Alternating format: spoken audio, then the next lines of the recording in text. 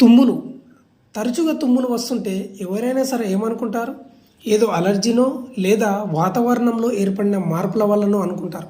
కానీ పదే పదే తుమ్మడం అంటే కేవలం అలర్జీలే కాకుండా బలహీనమైన రోగ నిరోధక వ్యవస్థకు కూడా సూచికని వైద్యులు చెప్తున్నారు. National institute of health, national centre for biotechnology information చేపట్టిన అధ్యయనాలు ఏం చెప్తున్నాయంటే, బలహీనమైన లేదా అతి చురుకైన రోగ నిరోధక కణాలు ఉన్న వ్యక్తులు సీజన్ మార్పులు లేదా అలర్జీ కారకాలతో సంబంధం లేకుండానే తరచుగా తుమ్ముతారని వెల్లడిస్తున్నాయి.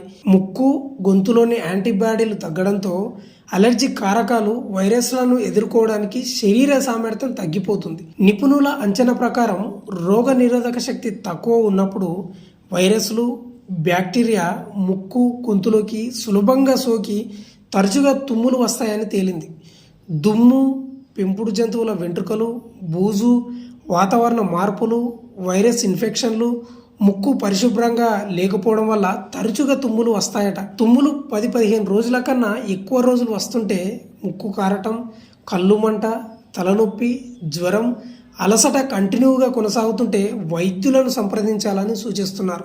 అయితే తరచుగా వచ్చే తుమ్ములను నియంత్రించేందుకు పసుపు పాలు తాగడం, రోగ నిరోధక శక్తిని పెంచడానికి ఆమ్లరసం లేదా గియోల్ తీసుకోవడం చేయాలని వైద్య నిపుణులు సూచిస్తున్నారు. స్వచ్ఛమైన గాలిలో ఉండడం, దుమ్ము, పొగను నివారించడం, అలర్జిక్ కారకాలను తొలగించడానికి గోరువెచ్చని ఉప్పు నీటితో ముక్కును శుభ్రంగా కడుక్కోవాలని సూచిస్తున్నారు.